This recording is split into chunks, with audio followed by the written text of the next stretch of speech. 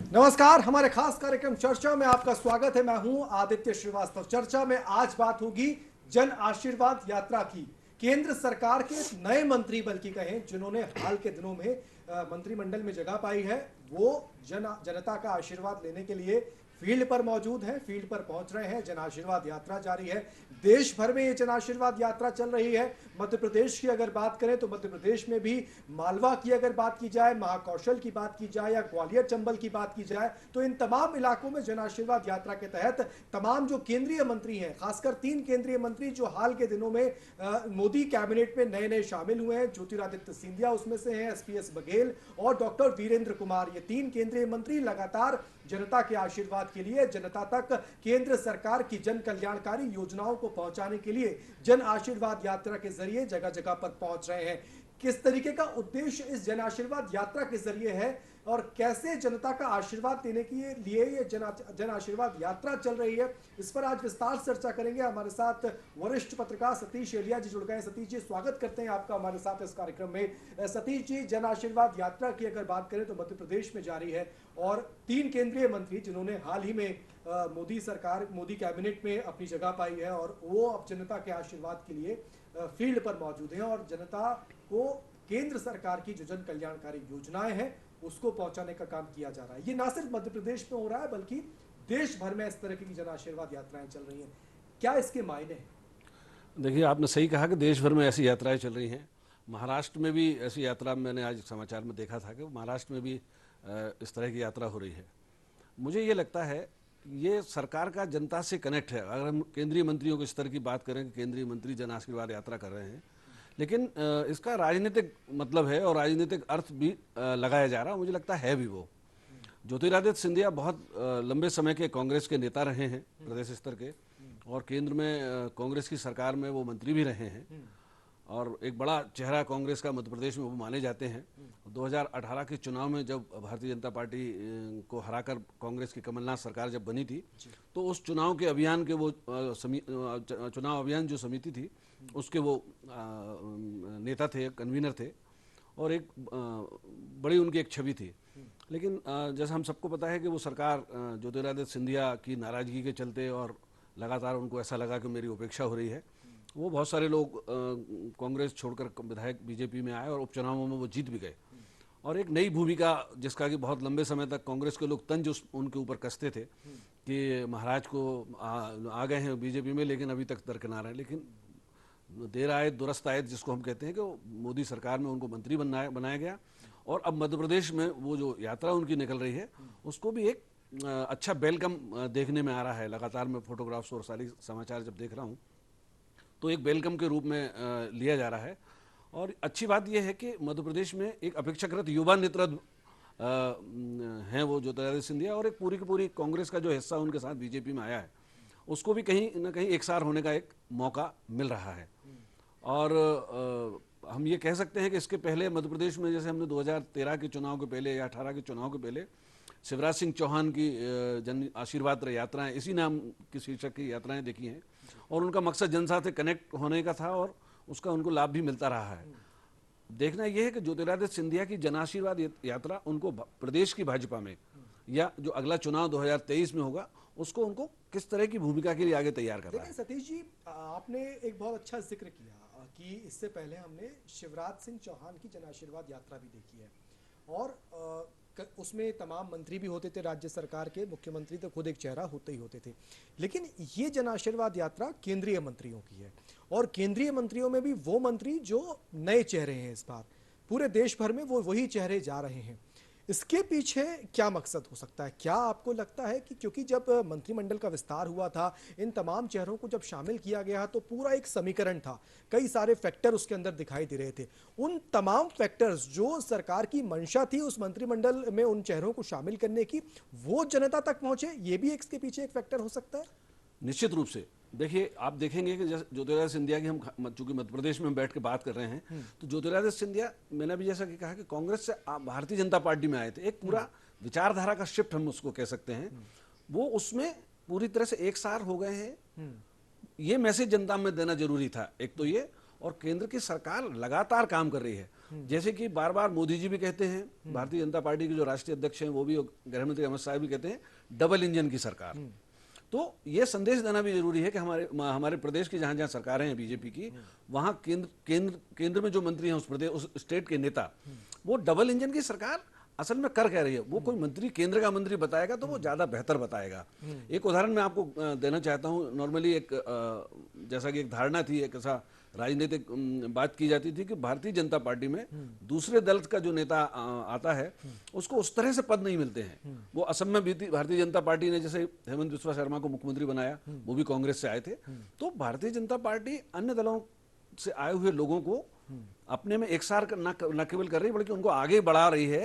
ये एक मैसेज भी भारतीय जनता पार्टी मुझे लगता है देना चाहती है, क्योंकि 2024 का जो चुनाव है वो भारतीय जनता पार्टी बनाम ऑल विपक्ष की तरफ जाने के संकेत जैसे कि मिल रहे हैं। लेकिन सतीश जी, इन मंत्रियों को जो जन आशीर्वाद यात्रा में निकले हैं, अपने लोकसभा क्षेत्र या अपने क्षेत्र को छोड़कर बाकी के 3 जगहों पर जाना है। जैसे वीरेंद्र कुमार ग्वालियर भी पहुंच रहे हैं, रायसेन भी 21 तारीख को उनकी जन आशीर्वाद यात्रा निकलेगी। मालवा अंचल में ज्योतिरादित्य सिंधिया नजर आ रहे हैं, और बाकी कई और जिलों की जगहों की अगर बात की जाए तो एसपीएस बघेल जो है वो नजर आ रहे हैं। अपनी जगहों से, ना सिर्फ अपनी क्षेत्र अपनी कॉन्स्टिट्यूंसी से बाहर निकलकर इनको दूसरी जगह जाने को कहा गया है, और एकदम क्षेत्र बदल दिए गए हैं। आप देखिए ना, जहाँ चंबल ग्वालियर किसे ज्योतिरादित्य सिंधिया एक तरीके से आते हैं और उनको मालवा में भेजा जा रहा है। डॉक्टर वीरेंद्र कुमार की अगर बात की जाए तो टीकमगढ़ बुंदेलखंड वो इलाका जो है, वहाँ से वो इधर महाकौशल तरफ या फिर ग्वालियर चंबल और रायसेन की तरफ वो आ रहे हैं। ये किस तरीके से पूरा एक रोड मैप इनका बनाया गया, और वो बता रहे हैं वो पूरा रोड मैप केंद्र की तरफ से पूरा दिया गया है इनको। देखिए, अपने क्षेत्र में तो कोई भी सांसद, जो अल्टीमेटली वो मंत्री जो होते हैं केंद्र में, वो सांसद तो होते ही हैं। वो अपने लोकसभा क्षेत्र में तो लगातार संपर्क में रहते ही हैं, तभी वो बार बार वो चुनाव जीतते हैं। हालांकि ज्योतिरादित्य सिंधिया इस बार राज्यसभा से सदस्य हैं। लोकसभा का चुनाव वो बतौर कांग्रेस कैंडिडेट पराजित हो गए थे गुना से। तो उनकी लोकसभा क्षेत्र तो उनका इस तरह से है, वो राज्यसभा, मध्य प्रदेश के राज्यसभा सांसद हैं। लेकिन जहां तक डॉक्टर वीरेंद्र कुमार की बात है, हमें पता है कि वो लगातार सागर से कई चुनाव जीतने के बाद फिर वो टीकमगढ़ से लगातार वो सांसद है वहां से। लेकिन चूंकि वो केंद्र में मंत्री हैं, वो केंद्र का रिप्रेजेंटेशन कर रहे हैं, तो उनको किस बड़े क्षेत्र में भेजना एक अच्छी बात है। वो अपने क्षेत्र में तो रहते ही हैं, जैसे वो बुंदेलखंड का प्रतिनिधित्व करते हैं एक तरह से, तो बुंदेलखंड के बाहर उनको भेजा जा रहा है। तो ये बहुत अच्छी एक बात है कि वो केंद्र की योजनाओं को वहां जाकर बेहतर ढंग से समझा सकें। सतीश जी, ये चुनाव का वक्त नहीं है। मध्य प्रदेश में अगर देखें तो ये चुनाव का वक्त नहीं है, और कई और राज्यों में भी नहीं है। कुछ चुनिंदा राज्य हैं जहां पर बहुत आगामी दिनों में चुनाव होने, लेकिन पूरे देश में अभी चुनाव की स्थिति भी नहीं है।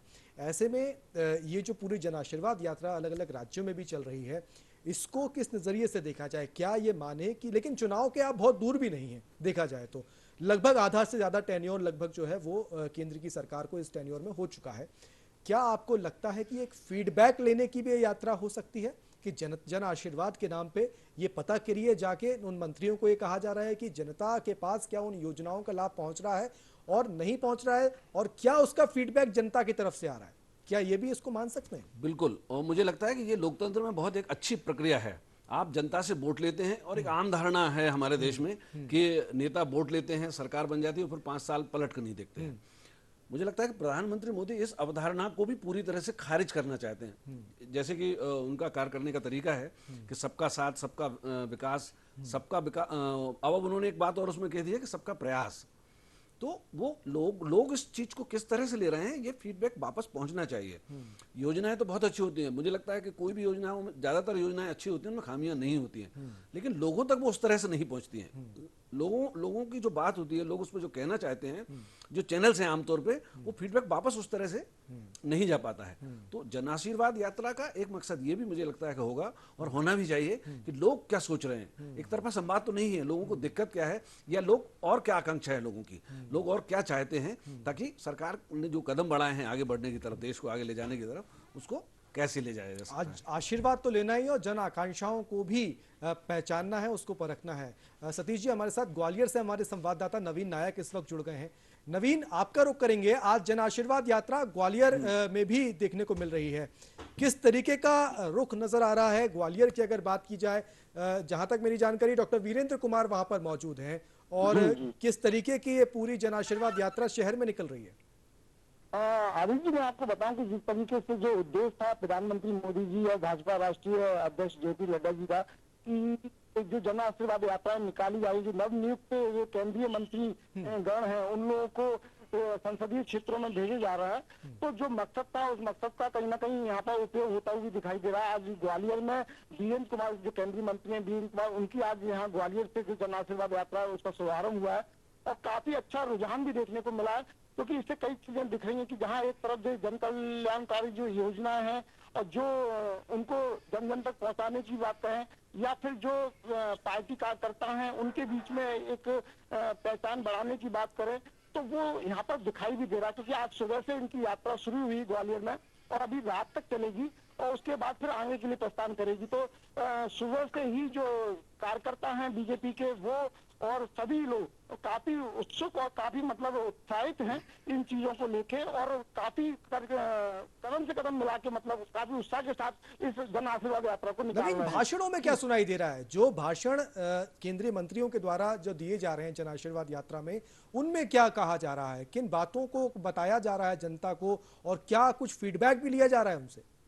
देखिए, इसके हम लोग दो पहलू समझ सकते हैं कि एक तरफ जहां जो नवनियुक्त जो केंद्रीय गण है मंत्रिमंडल, उसमें उन लोगों को यहाँ पर बुलाया गया है, अलग अलग जगह से जन आशीर्वाद यात्रा निकाली गई है, तो वो एक तरफ तो जन कल्याणकारी जो योजना है उनको जन जन तक पहुंचाने के लिए बातें कह रहे हैं और किस तरह से आम लोग इन योजनाओं को जाने, केंद्र की कितनी योजनाएं चल रही है, स्टेट की कितनी योजनाएं चल रही है जन कल्याणकारी, उनको बता रहे हैं। वहीं एक दूसरा मकसद इसका ये भी है कि जैसे किसी दूसरे क्षेत्र के जो नवनियुक्त केंद्रीय मंत्री हैं उनको यहाँ इस जगह पे आम लोग जो उनके पार्टी कार्यकर्ता है उनके बीच में भी पैठ बनाना, उनके बीच में भी संपर्क बनाना, ये भी एक इसका उद्देश्य कहीं ना कहीं पूर्ति होता हुआ दिख रहा है। बिल्कुल नवीन, बहुत इंपॉर्टेंट नोट पे आपने बात खत्म की है। बहुत बहुत शुक्रिया करेंगे आपका हमारे साथ जुड़ने के लिए, और नजर बनाए रखिए डॉक्टर वीरेंद्र कुमार की जन आशीर्वाद यात्रा पर कहां तक जाती है, ये भी आप इसको देखिएगा। लेकिन सतीश एलिया जी, जिस तरीके से नवीन बता रहे थे हमारे संवाददाता कि सरकार के कामकाज को, केंद्र सरकार की योजनाओं को तो जन जन तक पहुंचाने का उद्देश्य है ही, लेकिन संगठन में भी उनकी पैठ हो, संगठन में कार्यकर्ताओं के बीच में उनके साथ तालमेल किस तरीके का हो। क्या आपको लगता है कि इस जन आशीर्वाद यात्रा के जरिए ना सिर्फ जनता बल्कि संगठन के लोगों को भी साधने की कोशिश, या साधना तो नहीं कहेंगे बल्कि उनमें भी तालमेल बने, इसके भी प्रयास हैं? देखिए, मुझे ऐसा लगता है कि आमतौर पर हम क्या देखते हैं कि जो सांसद जिस क्षेत्र का होता है वो उसका वहाँ ज्यादा वो दौरे करता है, भले वो केंद्रीय मंत्री हो, वो अपने ही लोकसभा क्षेत्र में जाता है या उसके संबंधित आसपास के जिलों में वो जाता है। जैसे हम ज्योतिरादित्य सिंधिया जी को लें तो वो गुना से सांसद रहे हैं, या वो उनका क्षेत्र ग्वालियर भी माना जाता है चूंकि वहां के वो हैं, तो ग्वालियर चंबल संभाग में उनका एक क्षेत्र माना जाता है। वीरेंद्र कुमार का जहां तक कहना है, जैसे कि वो सागर में पहले सांसद रहे हैं, टीकमगढ़ से वो वर्तमान में सांसद हैं। जैसे मध्य प्रदेश में या किसी भी प्रदेश में क्या होता है, जिलों के प्रभारी मंत्री होते हैं, तो वो सामान्य तौर पर जो वो जिस उनका गृह जिला होता है उससे किसी अन्य जिले में उनको प्रभार दिया जाता है, ताकि वो अपने गृह जिले के बजाय वो बाहर के उसमें जिलों में, अन्य जिलों में जाकर वो बेहतर तरीके से चीजों को देखें। मुझे लगता है कि ये जो क्षेत्र की बदली है, ये उसी भावना के तहत है। मतलब संगठन का एक तरीका है, वो वहाँ के कार्यकर्ता यूज टू होते हैं, मतलब वो उसी नेता को देखते रहते हैं, उसी नेता के सामने बोलते हैं या नहीं बोल पाते हैं, या कुछ तरह का वो रहता है। जब किसी और क्षेत्र का व्यक्ति, उन्हीं के दल का और किसी और क्षेत्र का जो सांसद है, केंद्रीय मंत्री है, जब वो वहां आता है तो वो कई लोग, बहुत सारे लोग जो पहले खुल के बात नहीं कह पा रहे होंगे अपनी, वो खुल के बात अपनी कह सकते हैं। वो ज्यादा तरीके से, नए तरीके से एक फीडबैक, जिसको हम कहते हैं कि एक बदलाव, फीडबैक लेने में भी बदलाव, व्यक्ति के आने से चीजें बदल जाती हैं जी। ये कहीं ना कहीं दिखता है। इंदौर का रुख कर लेते हैं सतीश जी, हमारे संवाददाता प्रमोद दीक्षित इस वक्त हमारे साथ मौजूद हैं। और चूंकि मालवा की अगर बात की जाए, इंदौर मालवा की, तो वहाँ ज्योतिरादित्य सिंधिया, जिसका आप जिक्र भी कर रहे हैं, वो वहाँ पर जन आशीर्वाद यात्रा चल रही थी उनकी। प्रमोद जी, किस तरीके से ज्योतिरादित्य सिंधिया की इस जन आशीर्वाद यात्रा को के मायने हम समझ सकते हैं, और क्या उद्देश्य नजर आ रहा है आपको? क्योंकि ग्वालियर चंबल से आने वाले ज्योतिरादित्य सिंधिया, चूंकि जिस तरीके से अब वो केंद्र के मंत्री हो चुके हैं, तो वो देश के हो चुके हैं, और अब वो क्षेत्र में नहीं बांट सकते हम, लेकिन मध्य प्रदेश के मालवा अंचल में पिछले कुछ दिनों से अपनी यात्रा को के जरिए जनता तक पहुंच रहे हैं। क्या नजर आ रहा है, किस तरीके की तस्वीर दिखाई दे रही है? इंदौर की जनता के लिए सिंधिया कोई नए नेता नहीं है। इंदौर से हमेशा उनका जुड़ाव रहा है, उनके पिता का भी जुड़ाव रहा है। यही कारण है कि इंदौर सहित पूरे मालवा क्षेत्र में, निमाड़ क्षेत्र में उनका जिस तरह से स्वागत हुआ है, जिस तरह से लोगों ने उन्हें आशीर्वाद दिया है, वह अभूतपूर्व कहा जाना चाहिए। कि पूरे मालवा क्षेत्र में लोगों ने बढ़ चढ़ कर उनका स्वागत किया, उन्हें सम्मान दिया।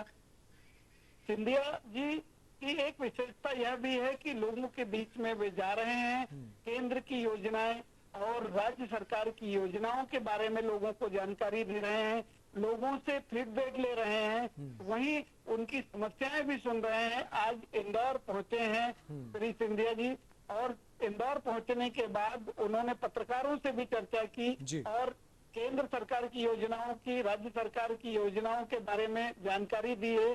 साथ ही आज उनका जिस तरह से इंदौर में काफिला निकला है, जिस तरह से स्वागत किया गया है, कार्यकर्ताओं के साथ ही आम लोगों ने जिस तरह का स्वागत किया है, वह अभूतपूर्व कहा जा सकता है।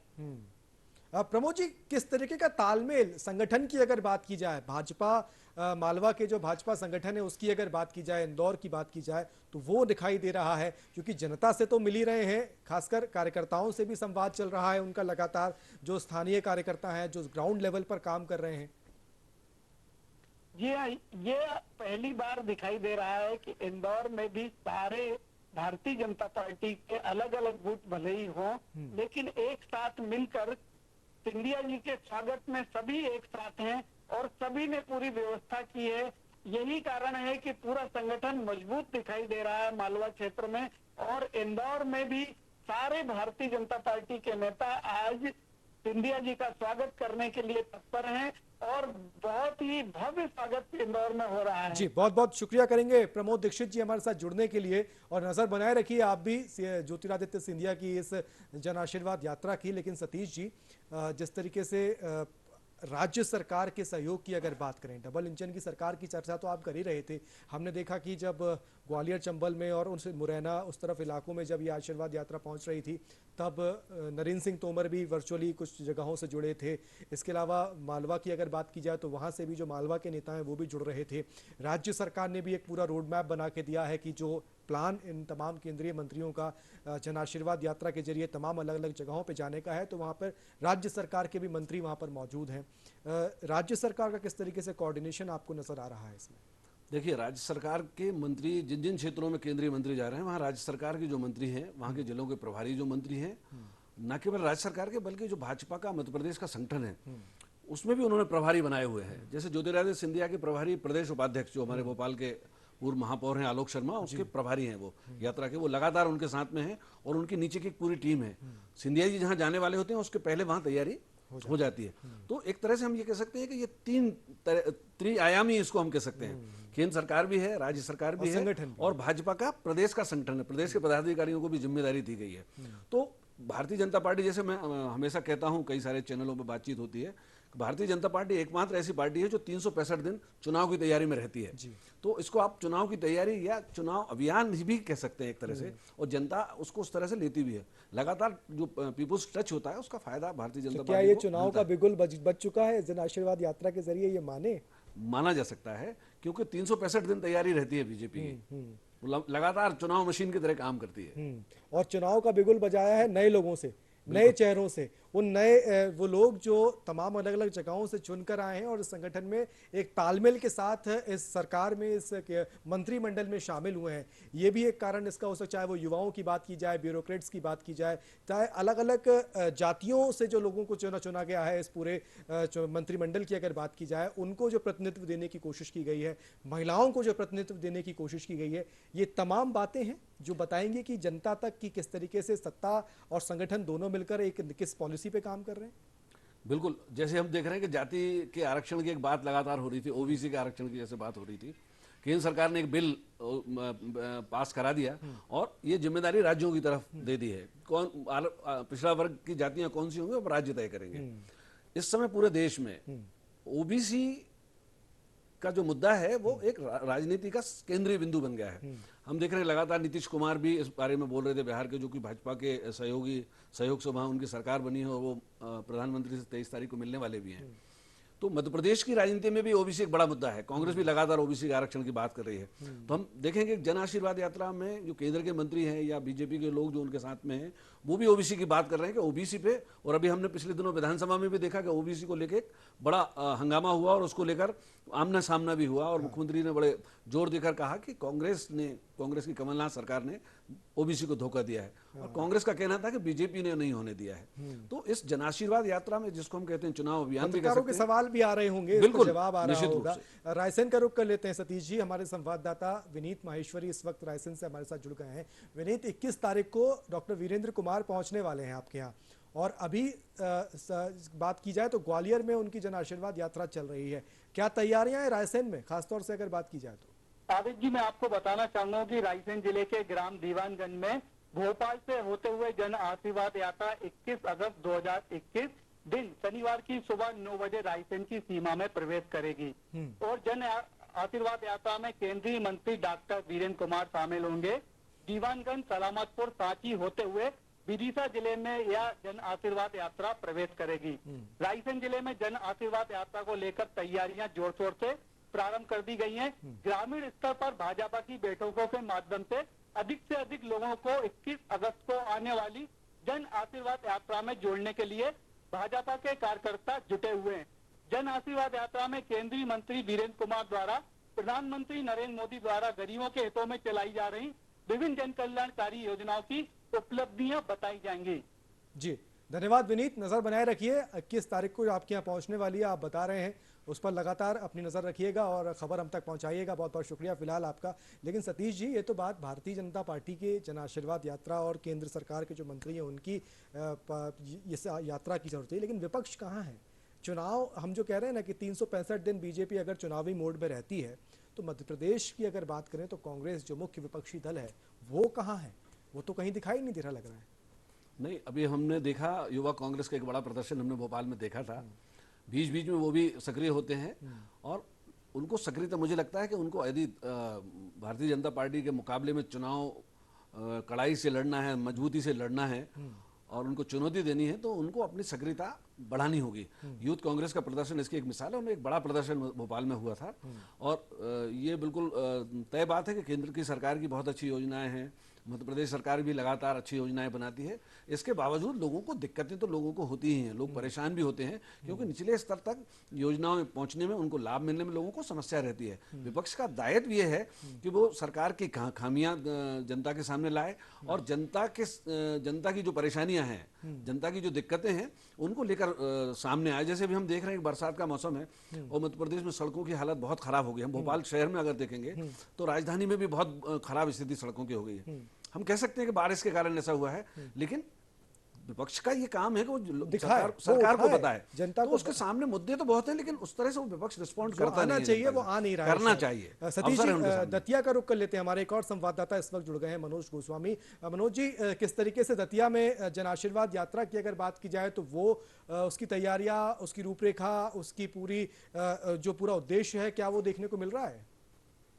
दतिया में जन आशीर्वाद यात्रा 16 अगस्त को हो चुकी है। यह मां पीताम्बरा देवी की मंदिर से शुरू हुई थी। इसमें केंद्रीय राज्य मंत्री कानून एवं विधि विधायी श्री एसपी सिंह बघेल और मध्य प्रदेश के गृह मंत्री डॉक्टर नरोत्तम मिश्रा और भिंड दतिया लोकसभा की सांसद संध्या राय उपस्थित रही, और बड़े उत्साह के पूर्वक कार्यकर्ताओं ने इन सभी का स्वागत किया। इसके बाद ये ग्वालियर के लिए रवाना हुई। यहाँ तक कि जो केंद्रीय मंत्री है एसपी सिंह बघेल, उनका कहना है कि सरकारी योजनाओं को धरातल पर लाकर आम जन तक पहुंचाना है, किसानों को इसका लाभ दिलाना है, और साथ ही पढ़ाई और कृषि में नगद फसल लेने का आह्वान किया है। खास ये कि जो सरकार की योजनाएं हैं, प्रधानमंत्री की जो जन कल्याणकारी योजना है, उनको जन जन तक पहुंचाना है। अभी क्या कोरोना के कारण पूरी पार्टी केवल कोरोना सेवा में लगी हुई थी, कोरोना बचाव सेवा में, और इसके लिए पूर्व में मुख्यमंत्री शिवराज सिंह चौहान ने दतिया से ही इस कोरोना टीकाकरण का अभियान का शुभारंभ किया था। तो जो जितनी भी योजनाएं हैं, आप कह सकते हैं कि दतिया माँ पीताम्बरा पीठ की नगरी से शुरू हुई है। 4-5 ऐसी बेटी बचाओ योजनाएं वो भी दतिया से शुरू हुई थी, तो सफल हुई हैं। तो वर्तमान में कार्यकर्ता उत्साहवर्धक हुए हैं। उत्साह बढ़ रहा है कार्यकर्ताओं का, नेता जब उनके पास जमीनी स्तर पर पहुंच रहे हैं। बहुत बहुत शुक्रिया मनोज गोस्वामी जी हमारे साथ जुड़ने के लिए दतिया से। और जिस तरीके से आप बता रहे थे कि मां पीताम्बरा के दर्शन के साथ ही इस यात्रा की शुरुआत एसपी सिंह बघेल जो हैं उन्होंने की थी दतिया से। गृह मंत्री डॉक्टर नरोत्तम मिश्रा उनके साथ मौजूद थे। लेकिन सतीश जी, अंत में एक कंक्लूडिंग रिमार्क आपका ये लेना चाहूँगा कि अब जब ये यात्रा अपने चूंकि समापन पर पहुंचेगी कुछ दिनों के बाद में पूरे देश भर में, क्या आपको लगता है कि जो टारगेट, जो उद्देश्य इन तमाम मंत्रियों को दिए गए थे, पूरा जो खाका एक केंद्र की तरफ से दिया गया था इन मंत्रियों को, क्या वो पूरा उद्देश्य होता दिखाई देगा? देखिए, इसके मुझे लगता है कि दो मकसद थे। एक तो राजनीतिक मकसद है और दूसरा केंद्र सरकार की जो योजना है वो लोगों तक पहुंचे और अल्टीमेटली जो लोग हैं वो मतदाता भी हैं। तो दोनों तरह से हम देखें तो कहीं ना कहीं जो जनता का बहुत जबरदस्त आशीर्वाद भारतीय जनता पार्टी को 2019 के चुनाव में मिला था, वो उसकी त्वरा बरकरार है या नहीं, उसका एक टेस्ट है ये। देखना ये होगा कि इन मंत्रियों की जो यात्राएं खत्म होने के बाद जो केंद्र की योजनाओं को लागू करने का तरीका है या उनके अमल में जो कोई दिक्कतें सामने आ रही हैं वो किस हद तक दूर होंगी, तब हम ये मानेंगे कि निश्चित रूप से ये सफल रही हैं और लोगों को इसका फायदा पहुंचा है। बहुत बहुत शुक्रिया करेंगे सतीश जी हमारे साथ जुड़ने के लिए आपका। और वाकई आपने बहुत महत्वपूर्ण बात बोली कि कई मामलों में ये टेस्टिंग है संगठन की भी, सरकार की भी, राज्यों की भी, कि जो इस योजनाएं ऊपर से बताई जा रही हैं, चलाई जा रही हैं, शुरू की जा रही हैं, उसका क्या पहली बात तो फीडबैक निकल कर आ रहा है, क्या वो जनता तक पहुंच रही हैं, और जो नया काडर, जो नया मंत्रिमंडल में जो जिन नए चेहरों को शामिल किया गया है उनकी स्वीकारोक्ति किस तरीके से जनता के बीच में हो रही है, जनता का आशीर्वाद उनको मिल रहा है कि नहीं मिल रहा है, और नहीं मिल रहा है तो किस तरीके से जनता तक पहुंचना है, ये तमाम उद्देश्य इस योजना के, इस जन आशीर्वाद यात्रा के जरिए का पीछे मकसद भी है, कहने को कहें हम, हो सकता है। बहुत बहुत शुक्रिया सतीश जी आपका हमारे साथ जुड़ने के लिए। फिलहाल चर्चा में इतना ही, दीजिए इजाजत, नमस्कार।